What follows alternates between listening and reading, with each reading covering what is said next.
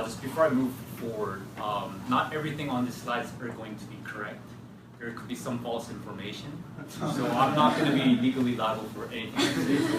Just throwing it up here. All right, so who am I? My name is Stephen Hong. I actually did my undergrad at Western for 5 years, so forgive Lord, this is my 7th year at Western, and that's why some of you guys might actually know me. Like I said before, I'm a JD candidate for class of 2019. I'm a sitting board of director for USC right now, and besides being a law student, I'm an avid traveler, I'm a musician, and I'm interested in many different things. And as you see, believe it or not, when I'm off duty, this is what I look like. So why did I choose law? So I'll go back to that moment, what sparked my interest in law. So back in 2015, maybe 3-4 years ago, it was a family dinner of mine. I was sitting with my family friend, and it was my mom's friend's son who was at law school at the time. And he was talking about what interested him to enter law school for him. And he told me, basically law is like a glue that basically puts our social fabric together. So without it, basically, we can't just function as a society. I know it sounds really boring, but to me it was very intriguing. So, for example, I can just go punch Dino in the face, and then no one's going to say anything, but we came up with these intangible instruments where we basically created these instruments where we just decide to voluntarily abide by it. So that idea really intrigued me, and it's basically ubiquitous. It's all over the place. Anything you see in these objects you see are basically governed by the laws that we created ourselves. So that was very interesting for me. Hence, I called it the art. And the versatility is amazing. Like I said before, everything you see is going to have some kind of application of law. Some kind of design you have, intellectual property is going to govern. No one's going to be able to copy that design in front of you. For example, maybe I'll get married someday, and then maybe I get a divorce, hopefully not, knock on wood. So that would be also part of law as well. So all those things are basically going to have application of law. So as a person of many interests, I wasn't really sure at the time of graduation what I wanted to do in my life. It was a perfect profession for me to kind of postpone that decision until later, where I'll be able to choose which area I want to focus in. So that was another appeal for me. Networking opportunities, obviously this is probably going to be the same for any professional schools. You get to meet amazing people from different backgrounds, very interesting people, and that has inspired me, just not in the realm of law, but just as a person. It was a very good opportunity to be in law school. And finally, you get to look pretty badass, like the characters in suits. You get to wear a suit a lot, and then make your mama and papa proud, especially if you're Asian, you have Asian parents. So I'll quickly blaze through the application process. Most of this stuff you guys can find online. It says 19 law schools. I didn't see so many schools when I was applying. There is, I think, 6 schools in Ontario. I could be wrong again. I'm not liable for anything that I say today. So yeah, so there are some options that you can choose from in Canada, and the good thing about Canada is that there's no tier system where, oh, you're from this school, so I'm better than you. It does not exist simply. You can dominate in your school and you'll be fine in Toronto law firms. Obviously, for any grad school, CGPA is obviously important. It tells you how good of a student you are, but don't think it's the end of the world if you're in first year right now and you kind of party too much. I don't know if I can cuss. In my first year, I did a lot of stupid shit myself, so my CGPA is actually not like perfect. I'm not going to say it's perfect. A lot of the schools actually look at the trends. So some schools will look at your past 3 years, or they'll look at the general trend, what you're doing recently. Obviously, if you have amazing first year grades and if you start skidding, like that's not going to get so good on the application, right? So those are some of the considerations, and that might vary depending on the school that you want to apply for. EC, I think it's also important. You want to be involved in a lot of different things.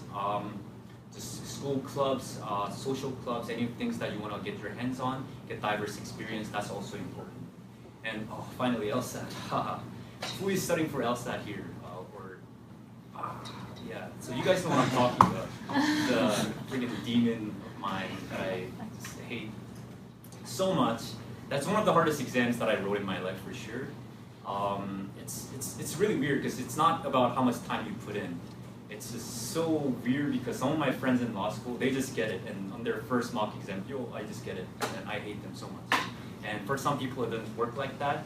Unfortunately, I'm one of those guys who just didn't get it. So it's a very interesting test that really tests your intellectual abilities. So obviously, I'm not going to go too into it, but if you guys have any questions about LSAT, you guys can obviously speak to me after. And essays, you have to write one for each school. So if you're one of those guys who apply for all 19 schools, tough luck, you got to write 19 essays. So they're going to know if you replicate, just obviously customize why you want to go to that school. Each school is going to have their own specialties and specialization. So that's another big important factor. And lastly, if you're in your first year or in your second year, please network and make those connections and get those reference letters that are quality. Not just someone who's going to say, oh, I know this guy, he's great, thank you. You don't want those kind of reference letters. You want to really connect with the people who you're going to get your reference letters from. I was fortunate enough to work with 3 professors, and then they, I think, well, I don't get to actually see it, so they could have actually wrote that. But I think they wrote me like a very quality letters, and that really helped me get through the process too. So that's something that you really want to work on when you're in university. So what happens when you get to law school? So I'm in my second year right now. So 1L is actually the worst for law school. Everyone you don't get to choose your courses. Everyone has to take the core courses. Property, constitution, criminal torts, and contracts are the 5 courses. And you get to choose one electives. And at Western, everyone takes corporate. And in second year, you actually get to specialize a little bit more. So that's where you get to do a little bit of fun stuff. You get to specialize into different things. And at the second summer, you get to do intern for a little bit. And then third year, it's a little bit more relaxed. And at the end of third year, you get the article. And at the bad tunnel, you basically have to write your bar exam. And then if you're lucky, you pass, you get called to the bar, and woohoo, you're a lawyer now. There's one little interesting wrinkle to this, which is the good character requirement. Essentially, it's going to go through everything that you did since you were born, or the police record that you have, and make sure that you're not a snitch. So if you did something stupid in, I don't know, like plagiarize or do whatever, it's going to show up. So it's one interesting last thing that may prevent you. Apparently it's just obviously just like for formality, so it's not going to really stop anyone from getting in. But if you, like, I don't know, have something insane on your record, that might be a consideration before you apply for law school. Areas of law, like I said, there's many, many areas. I can't even list it all here. Public versus private. Public, something like the crown. The crown is the queen.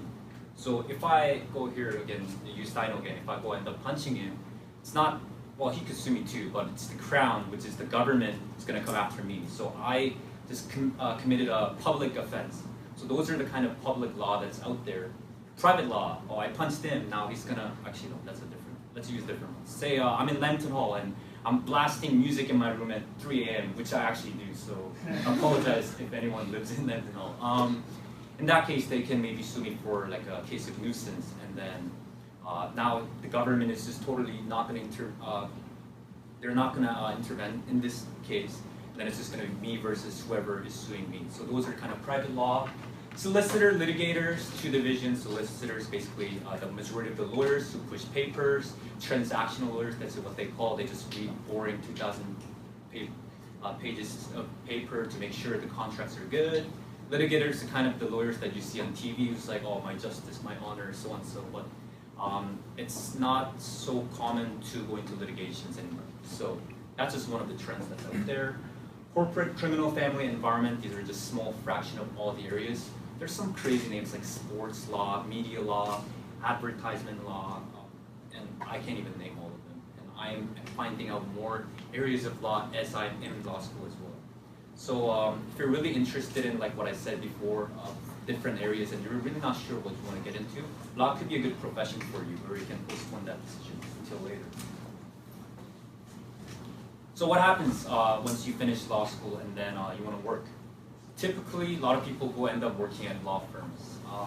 So Toronto, downtown, so Suits was actually filmed in downtown Toronto, I didn't know. So all those guys in hot shots, suits, nice watches, and nice $500 dinners. So maybe if you like that lifestyle, that could be law firms.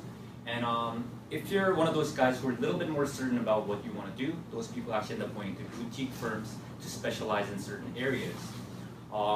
If you don't want any of that, oh, I don't need all this lavish stuff, I just want to work for social justice, a lot of people actually end up becoming the prosecutor, be the crown, or go work at the court as a clerk, or even go work for the government with policymakers to come up with some laws that's going to help people of lower social tiers.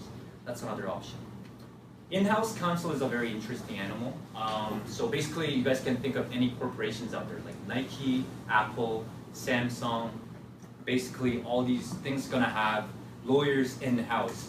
So they don't actually do a lot of technical stuff, but they have aptitude in order to basically refer certain cases to certain law firms if it needs to be. So those are in-house counsels. And finally, industry lawyers. So there could be like mining law is like a big area in Canada, for example.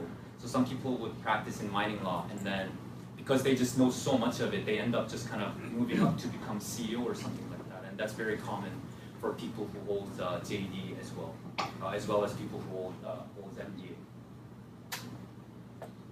So obviously I talked about all the good stuff, so I'm gonna now bash my own profession and gonna tell you guys, kind of reflect if law will be right for you. So like I said, I'm a avid traveler myself. When I'm off duty, I usually like to just take off and go somewhere exotic. So unfortunately, if I become a lawyer, that's not going to be as easily available to me because geographical mobility. Because lawyers have this jurisdictional power. So let's say I write my bar in Ontario, I can only practice in Ontario. So, I mean, you could still write multiple bars. So I can write my bar in Ontario, and then write it in Vancouver, and write it in California. Yeah, you can do that, but obviously no one's got all that time, right? So that's one downside in my opinion. And working hours, like I said before, yeah, you work downtown Toronto, lavish, all that stuff, but that comes with great responsibilities. Just like maybe investment bankers, people who's working downtown Toronto law firms might work from 80 to 100 hours a week. That could be very possible for many people. Just think about that. Regular working hours are 37.5 hours. That's 9 to 5. So basically double that and then add like 15 more hours to that. So basically you have no life. So if you're thinking about having a good life, be a soccer mom and soccer dad, goodbye to that. You're not going to have that if you're at one of these law firms. Culture could be very deadly and cutthroat as well. If you're especially one of these law firms, you will see people are very competitive. And I'm not saying that this is for everyone. I'm a little bit like a peaceful guy, but there's people who are just really cutthroat, means to an end. They will do whatever to achieve their goals. And some people might thrive in that condition. But if you're not, that's something to consider as well. Law school from day one, first year is very competitive. I'm gonna basically elaborate on the competitive part too. In law school, I know for a fact, for certain professional schools, it's not about grades, it's pass and fail. I'm not saying that it's easier there, but for law schools, if you go there, everyone's grades are curved, and basically everyone is everyone's enemy. So if I'm partying out at the Frog, you know for a fact your friend is studying right now, then you're screwed basically, because they're gonna get that one extra question and you're gonna be below them. So it's just for an entire year, just constant battle of the curve. So you're gonna have to be ready for that. And some people just don't like that, and then that just really turns them off. It's a big factor. And lastly, time and opportunity cost. This is not just for law school, pretty much for any grad school. I mean, if you're a genius, go out there, just drop out and be Bill Gates, right? Just start your startup and you can be billionaire. There's obviously time-consuming effort. It takes 4 years. Also a lot of money in your time. So those are some of the considerations that you guys can kind of consider before really going just full speed with your decision to enter law school or prepare for law school. So I will briefly talk about my experience, because so far, everything that I talked about, you guys can kind of find it online. So what was my experience like? So I actually did my honors major in BMOS Consumer Behavior at Western, and also did double major in psychology. And I actually really enjoyed doing double major because it gave me that little edge, because when I was first started out with business, okay, I was pretty okay with it. But when I first switched to psychology, it was very different because it was like a different discipline. Studying approaches were all different. So I think that really helped me when I ended up going to Western. Because obviously, for most people, unless you're taking a bachelor's of law, I don't know if that's even like a thing. Basically, for anyone who gets to law, it's going to be like a new learning curve for pretty much anyone. And then people who can adapt quickly, it's going to be a better experience for them. People who cannot adjust to this new learning style, they might struggle more. So I think that's another point. Overcoming challenges. Like I said before, even some of my friends are sitting here, they know me. I still like to party, get stupid sometimes. And I did that a lot in my undergrad too. So I have some rough patches around my application too. Actually, in my first year, my grades were actually really bad. I'm just sharing this with you guys. I actually had to just do a full stop and then I had to take a year off actually. And then for me, my escape was to just take a full year. Actually, it was I think 15 months. I just took a 15-month off, and then I just told my mom, okay, just give me $500. Just buy one-way ticket to like wherever. I'll just travel for whatever. And gladly, there was another friend of mine who was equally dumb at that time. So we both took the year off, and then we just ended up traveling. And so, premise of this story is not that you just fuck up this year and they go travel for 15 months. Obviously, I'm telling you guys. For me, that experience was really important for me because that was the moment when I got to actually just think about my life. It wasn't just my mom's telling me to get this grades and then you gotta do this. I really had to think about like why I'm doing this, right? Why do I have to do this? Why do I have to live? Why do I have to get these kind of jobs? And that time really allowed me to do that kind of thinking, and also gave me new perspective. So it was very invaluable. So I mean, this could be done even right now. Just think about your life. I just think that's a very important point. Like I said, EC and school activities. I can't emphasize this more.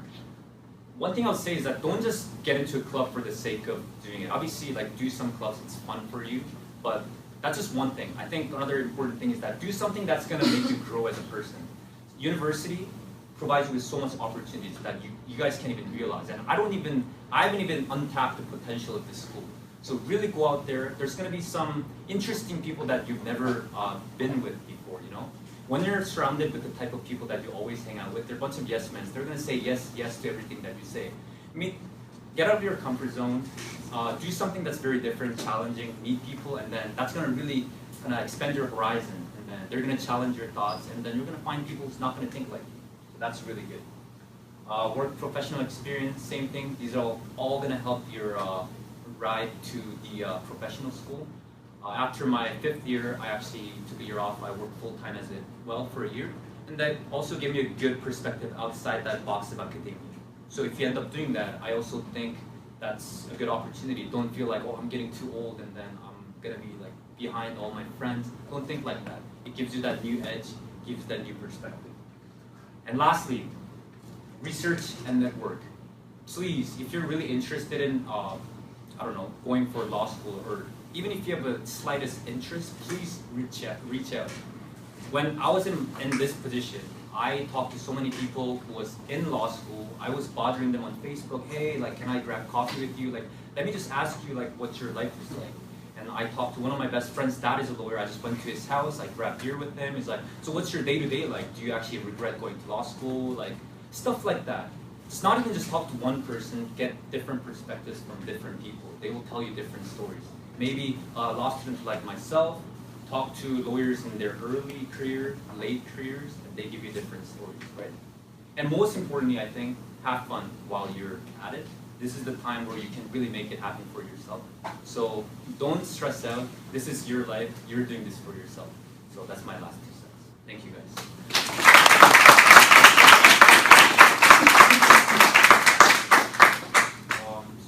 I don't know how we're doing with time, but I'll open the floor for any questions that you guys might have. So we're actually writing our LSAT in 2 days. Yes. I just want to know like how you prepared for it. How many days do you have? We have like 2 days left. No, I'm just asking in general though. No, like I want to know actually because I'll try it's to on the remember 16th. what I actually did. It's on the today. 16th. 16. Today's what? Oh, just chill. Just play Xbox. Because nothing you're gonna do at this point will change. No, like I'm serious. Like nothing you will do here. Like I've actually heard horror stories where people were cramming like last night and then they couldn't sleep and then they freak out and then they had 2 hours of sleep and then they win their exams. Like at this point, like you just have to kind of like wing it. Like you already have like done like most of your studying. Just play a few games to make sure that like you're still like it's sharp. But like I don't think like going hardcore like writing like 2 mock exams at this point is gonna be beneficial. Actually, I think it's gonna be detrimental. So just keep it casual. Just obviously don't like totally like play Xbox, but just play a few games, play a few LRs, and then just stay sharp. Just stay where you are, and then just actually the biggest tip that I got is that I know you freak out because you look at your mock scores and stuff like that. You actually know more than you think, and sometimes people score better in the actual thing. It's like you're under the pressure, and then you end up it's like oh shit, and humans like actually like hyper. I don't know the freaking medical terms, the doctors over here, so they can really do something miraculous for you. So have confidence in yourself, and then just perform. So, yeah. You said it was pretty competitive, especially in the first year. Yeah. You felt like there's like quartile like rankings of like what like specialty you have to pick. Like let's say like top 10% of like corporate. Like, Sorry, I can't hear you. Can you? Like you think like what grades you get in like L1 influence like what summer jobs you might get. Oh yeah. And especially like what field. Like. It's an interesting question because. Like okay, so I'm gonna speak for Western because Western is like a different school. Like some schools, like a Windsor and maybe Queens, I know is very strong with criminal law. Like Western is traditionally known for corporate law. So this is a bad sample that I am at least exposed to. A lot of people are not already focused in the corporate area. So I don't know if like because they do well, they want to get into corporate or vice versa, you know. But in terms of your first question, I do agree. If you have good grades, you will likely be able to get the job that you want. That's almost inevitably the truth. Yeah. Yeah. What other companies start recruiting start graduating law school? Like, I don't imagine that you pass with water and you have to look for a job. Sorry, I can't hear you. When would corporations or companies start recruiting for law graduates? What kind of corporations? When corporations When? start recruiting? When or what? When? When? Oh, okay. So the process is like if I go back to the slides real quick. So the most typical route would be like if you're just the kick-ass, like the best shit, you know, like top 10%. Yeah, like you get one of the top, like what's it called? They call it Seven Sisters. They're like the most bad. It's like the MBB, the big four of the law, pretty much downtown Toronto, like Harvey, Petrol, Tories, and all these law firms. So they're actually scout you in your first summer, and then they pick you. I mean, obviously the person has to want that lifestyle too. Like I said before, want to be willing to put in 8 to 100 hours for almost 6-7 years until they become partners. So if those two components meet together and then you're the right candidate, they'll start there, and then they'll likely article back at the same place. And then usually for top tier firms, higher back rates are around 70 to 80%. So they will likely go back. And what I hear is most people quit after first second. They're like, screw this shit. And they just usually go in next. Yeah. You said that you started taking interest in law after you talked to one of your family friends who was already in law school. Yeah. Did law school meet your expectations on like how you presented it, and like would you say met the expectation that it set out for you, or Very good question. was it very different? No, it's a very good question. Because it's subjective, right? Experience. Yeah, it's very subjective. So you will get different answers for pretty much for every law student that you ask. Personally speaking, I'm half and half, to be honest. Like there's some areas that I was like just disappointed in actually. Like I'll just straight out say.